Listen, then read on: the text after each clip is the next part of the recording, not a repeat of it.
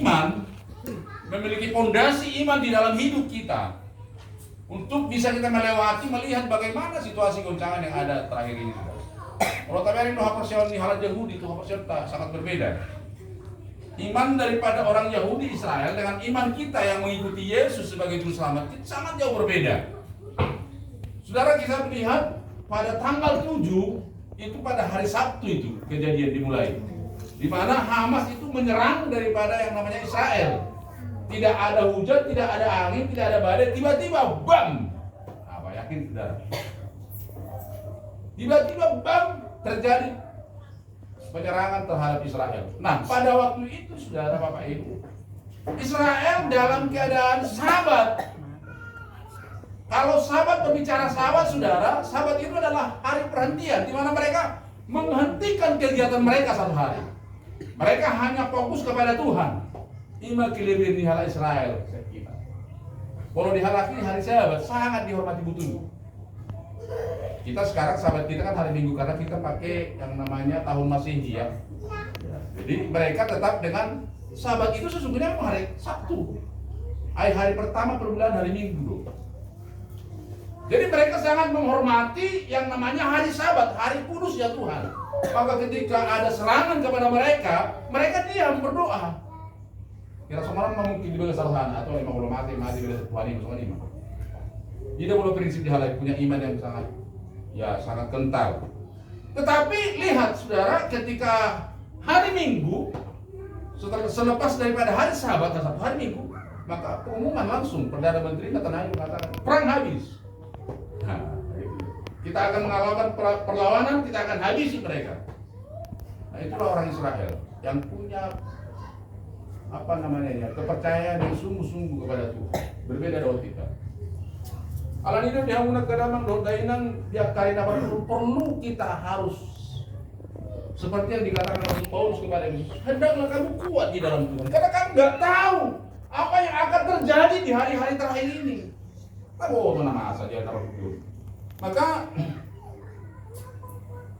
boleh didok di di Amsal pasal 11. Firman Tuhan katakan seperti ini, pada hari kemurkaan harta tidak berguna. Mororok karena masain, nadang kami guna nih atau kami. Itulah. Bayangin saudara, di daerah Gaza itu termasuk bangunan begitu megah. Bahkan orang-orang yang berhasil pun ada di situ. Tapi ketika ada kemurkaan, ternyata harta tidak menyelamatkan. Mereka fokus kepada Tuhan. Maka oleh karena itu, saudara, Bapak Ibu, di hari Nafakdion perlu kita dalam tegagu matangnya. Anak-anak tagoto situasi di hari-hari terakhir ini. Biasanya kalau sudah kejadian seperti ini, peperangan terjadi, maka akan terjadi yang namanya pergolakan ekonomi. Nggak tahu kita apakah ada lagi resesi nanti dunia, nggak tahu kita. Pergolakan ekonomi akan ada. Harga minyak akan naik, ya. Ekonomi tidak menentu. Dan itu yang membuat resesi daripada keadaan dunia. Kalau ini dihamunan kadang mendokainan supaya setiap kita ayo. Firman Tuhan katakan, hendaklah kamu kuat di dalam Tuhan. Kenakanlah seluruh perlengkapan senjata Allah supaya kamu dapat bertahan melawan tipu musnah. Karena iblis senang orang pecah. Iblis senang orang mengadakan keributan. Tetapi ketika kita ada di dalam Tuhan, firman Tuhan katakan kamu akan bertahan melawan itu. Kamu akan kuat melawan itu. Karena sifat dari iblis adalah hanya tipu menipu. Jadi kalau orang tahu tipu menipu berarti dia dikuasai iblis, dikuasai setan. Maka ketika ada perselisihan saudara Bapak Ibu di dalam hubungan keluarga, kita tidak sedang bermusuhan dengan contoh suami kita, bukan. Tetapi kita bermusuhan dengan setan yang ada dalam dirinya. Kita tidak sedang bermusuhan dengan istri kita ketika ada pertengkaran, tetapi kita sedang bermusuhan dengan iblis yang ada di dalam diri istri. Nah, itulah cara kerja daripada iblis, membuat manusia itu cara berpikirnya salah. Menipu, tipu menipu. Maka oleh karena itu firman Tuhan katakan, ayo hendaklah kamu kuat, kenakanlah seluruh perlengkapan senjata Allah. Karena firman Tuhan katakan, perjuangan kita bukanlah melawan darah dan daging, tetapi melawan pemerintah-pemerintah, melawan penguasa-penguasa melawan penghulu-penghulu dunia gelap ini, melawan roh-roh jahat juga. Ternyata ada satu pemerintahan, yaitu adalah pemerintahan setan yang dikuasai iblis. Ada satu oknum ternyata yang tidak senang dengan kehidupan damai sejahtera. Maka selalu iblis berusaha untuk mencoba membuat manusia itu supaya cara berpikirnya itu salah.